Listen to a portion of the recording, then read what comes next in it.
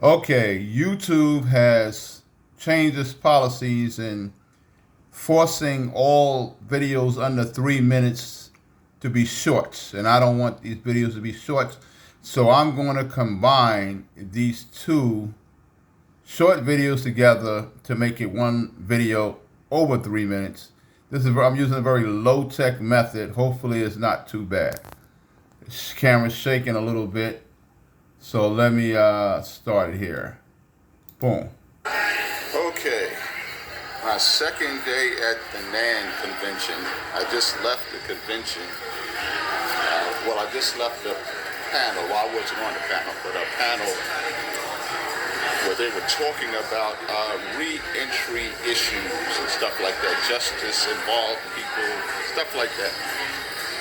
So for the second or the third part, I'm going to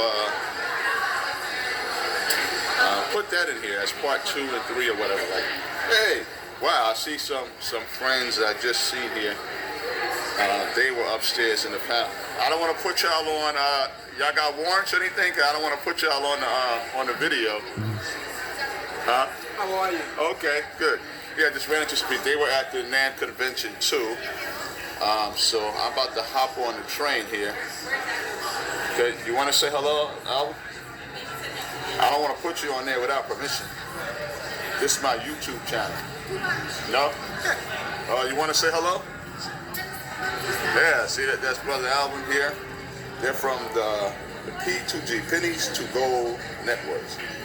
And that's his wife there, the lovely Miss Ruby. Well, I won't put the last name. Let's just say Miss Ruby. She's talking there. And I'm about to leave, about to hop on the D train, head back to the ghetto, the Bronx. And yeah, it was all right. It was kind of informative, right?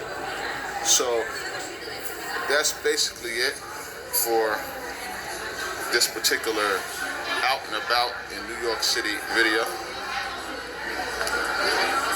And stay tuned for the next one. Okay, here is the second part to this. The guy that's speaking, what is his name? I know his last name is right. I can't get his name. I can't read it. I forgot his name. But anyway, he's a New York State Assembly person. He is the grandson of the legendary Bruce White. They used to call him Cut 'em Loose Bruce because he used to go by the Constitution and actually give people a bail they can afford. So they try to deride him by using that name, Cut 'em Loose Bruce, because they're saying he cut the criminals loose. But anyway, he wrote that book, White Robes, Black Justice. The assembly person, right, that's his grandfather. And his father is no other than somewhat legendary. He's not as great as his grandfather, but the father is Keith Wright. He retired, and this right here took his seat. But anyway, let me play this one. And like I said, I'm combining these two little short videos together. Here we go. I felt like the state was lacking in regards to following up on some of the rules and regulations that had been passed. For example, last budget cycle, my first budget cycle, we had a big fight over the discovery reforms. Anybody remember that? Yeah. I was happy to stand with a number of my colleagues, Senator Salazar included, in making sure that we did not roll back those reforms. This is a friendly room. I don't usually like to go here, but I will. This is all very important to me because a lot of you knew my grandfather, Judge Bruce Wright.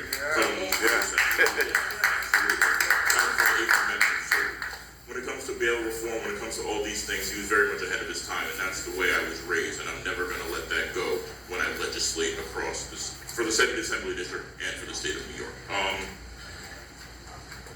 So I say that to say, with the discovery reform laws, we have to ensure that can be a microcosm of everything that we're going to do. I don't want to fight for this every year. I have to ensure that these rules, these laws are being put into place, and we're seeing, like Senator Salazar said, we're seeing the full effects of them, we're seeing the full spectrum of what they're going to do before we start making any changes.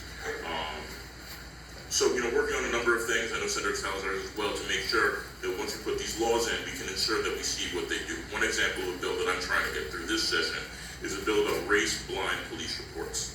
Any prosecutorial entity has to go through, and when they look at the police report, the race of the human being who's asserted to have committed a crime is taken out of the report. So the first time they read it, they don't know if you're black, they don't know if you're brown, they don't know if decide to see if they're going to try you. And then they see if they're going to see how long they're going to try you for. So I say that to say there's many things that we can do to ensure that people, they don't have to get to the point where they're trying to get a second chance. They haven't been railroaded at all. So I want to say thank you to all. Send you that bill. Make sure you vote for that one. Senator Salazar will talk to you a little bit about it as well. And let's get these things across the finish line. So you have to make sure that we're taking care of our people, because our people, as we know, have always been the most marginalized.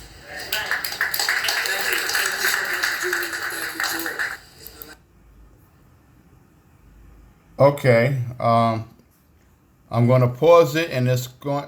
No, wait a minute. I'm going to make a part 2 because that video is over 5 minutes long, right? So I don't have to worry about YouTube force me into a short. But anyway, sorry about this low-tech method here, but I had to combine the 2 little short videos of me, walking around the hotel, running into a few people, and one of the panelists speaking. He's, like I said, they're talking about criminal justice matters. But anyway, stay tuned. So I guess this is out and about in New York, video number 7, but this is part 7.